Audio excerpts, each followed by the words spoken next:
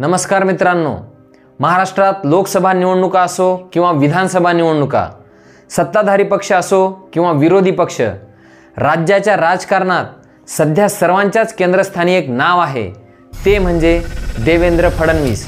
तब्बल 40 वर्षांनंतर आपला 5 वर्षांचा मुख्यमंत्रीपदाचा कार्यकाळ पूर्ण करणारे महाराष्ट्राचे मुख्यमंत्री ठरलेले व्यक्ती म्हणजे देवेंद्र फडणवीस। तसेच सर्वात कमी काळ महाराष्ट्राच्या मुख्यमंत्रीपदी राहण्याचा विक्रम करणारे व्यक्तीही देवेंद्र फडणवीसच आहेत। महाराष्ट्र विधानसभेचा निकाल लागून बऱ्याच प्रतीक्षेनंतर देवेंद्र फडणवीसच मुख्यमंत्री होणार याची घोषणा झाली।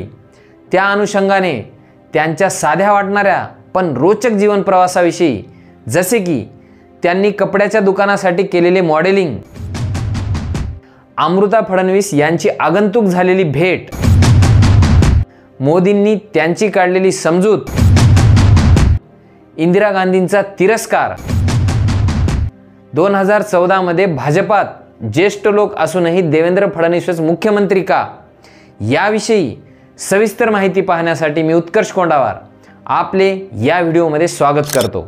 2014 मध्ये झालेल्या विधानसभा निवडणुकीत भाजप, शिवसेना, राष्ट्रवादी काँग्रेस आणि काँग्रेस हे चारही पक्ष स्वतंत्र निवडणुकीला सामोरे गेले। या निवडणुकीत देवेंद्र फडणवीस यांच्या नेतृत्वात भाजप हा सर्वात मोठा पक्ष ठरला आणि पहिल्यांदाच महाराष्ट्राच्या राजकारणात भाजपचा मुख्यमंत्री बनला। तो मान देवेंद्र फडणवीस यांना मिळाला। यावेळी ते 31 ऑक्टोबर 2014 ते 12 नोव्हेंबर 2019 म्हणजेच 5 वर्ष आणि 12 दिवस महाराष्ट्राचे मुख्यमंत्री होते।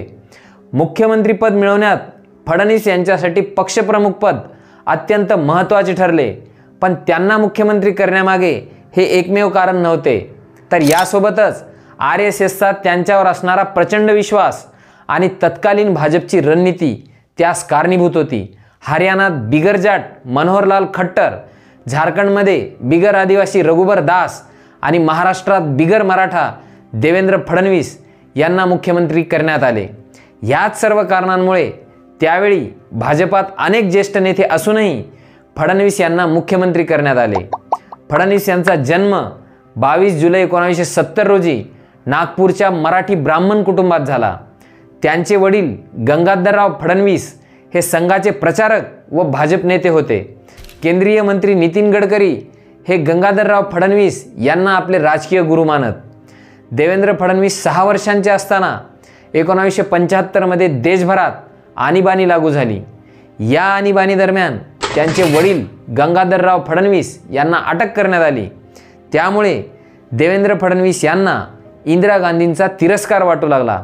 मात्र देवेंद्र हे ज्या शाळेत शिक्षण घेत होते त्या शाळेचे नाव इंदिरा गांधी यांच्या नावावरून इंदिरा कॉन्व्हेंट स्कूल असे होते।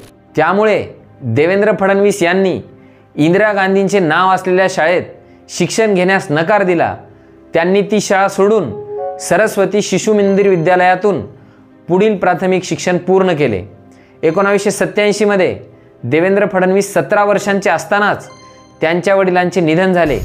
1989 मध्ये महाविद्यालयात शिक्षण घेत असतानाच देवेंद्र फडणवीस अखिल भारतीय विद्यार्थी परिषद म्हणजेच ABVPचे सक्रिय सदस्य बनले। 1992 मध्ये नागपूर नगरपालिकेत फडणवीस नगरसेवक झाले।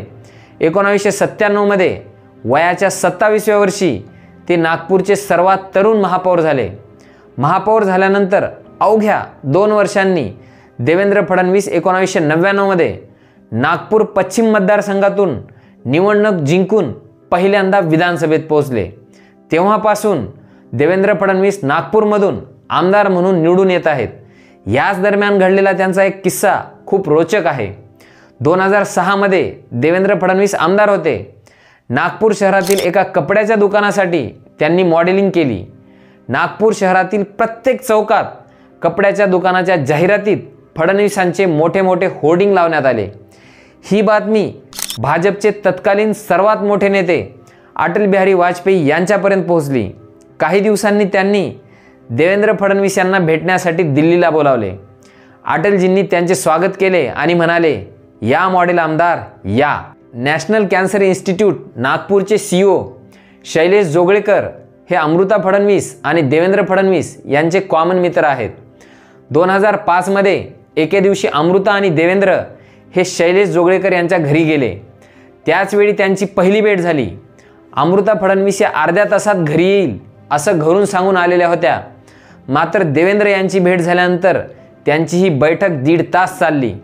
अमृता फडणवीस यांच्या मनात नेत्यांबद्दल नकारात्मक भावना होती, पण देवेंद्र फडणवीस यांना भेटल्यानंतर त्यांना देवेंद्र हे डाऊन टू अर्थ व्यक्ती आहेत असं वाटलं व याचाच परिपाक पुढे दोघांच्या लग्नात झाला. या दोघांना दिविजा फडणवीस नावाची मुलगी आहे. अमृता फडणवीस या व्यवसायाने बँकर, अभिनेत्री आणि गायिका आहेत. त्यांचे आई वडील नागपुरात डॉक्टर आहेत. दिनांक 28 जून 2022 शिवसेना नेते एकनाथ शिंदे यांच्या बंडामुळे उद्धव सरकार अल्पमतात आले. 29 जून 2022 रोजी उद्धव ठाकरे यांनी राज्यपाल कोश्यारी यांच्याकडे राजीनामा सुपूर्द केला. भाजपला 106 आमदारांव्यतिरिक्त शिवसेनेचे बंडखोर एकनाथ शिंदे यांच्यासह 39 आमदारांचा पाठिंबा होता. सर्वात मोठा पक्ष असल्याने भाजपकडून देवेंद्र फडणवीस हेच मुख्यमंत्री होणार हे निश्चित मानले जात होते. उद्धव ठाकरे यांनी राजीनामा देताच देवेंद्र फडणवीस यांना अभिनंदनाचे मेसेज येऊ लागले. देवेंद्र फडणवीस पुढचे मुख्यमंत्री होणार असे सर्वांना वाटत होते. फडणवीस यांनी 30 जून 2022 रोजी दुपारी 4 वाजता पत्रकार परिषदेत सर्वांनाच आश्चर्यचकित केले. एकनाथ शिंदे महाराष्ट्राचे नवे मुख्यमंत्री असतील अशी घोषणा केली व आपण सरकारमधून बाहेर राहणार असल्याचे विधान केले. त्यांचे हे विधान ऐकून सर्वांना शॉकच बसला. आता फडणवीस सरकारमधून बाहेर राहतील असं सर्वांनाच वाटत होतं. त्याच दरम्यान शपथविधीसाठी स्टेज सजवत असताना स्टेजवर अचानक हालचाल झाली. आता स्टेजवर 2 खुर्च्याऐवजी 3 खुर्च्या ठेवण्यात आल्या होत्या. सर्वांना जाणून घ्यायचे होते की ही तिसरी खुर्ची कोणासाठी आहे आणि तिसरी खुर्ची कोणासाठी आहे हे सर्वांच्या लक्षात आले. ती तिसरी खुर्ची होती देवेंद्र फडणवीस यांच्यासाठी. सरकारमधून बाहेर राहणार आहे असं म्हणणाऱ्या देवेंद्र फडणवीस यांना उपमुख्यमंत्री पदासाठी तयार करण्याचे काम पंतप्रधान नरेंद्र मोदी यांनी केलेले होते. आता 2024 मध्ये पुन्हा देवेंद्र फडणवीस यांच्या गळ्यात मुख्यमंत्री पदाची माळ पडली आहे. त्यांनी मी पुन्हा येईन हा त्यांचा डायलॉग खरा ठरवला आहे. आपल्या सर्वांना हा व्हिडिओ आवडला असेल अशी आशा करतो. भेटूया पुढील व्हिडिओत. तोपर्यंत जय हिंद.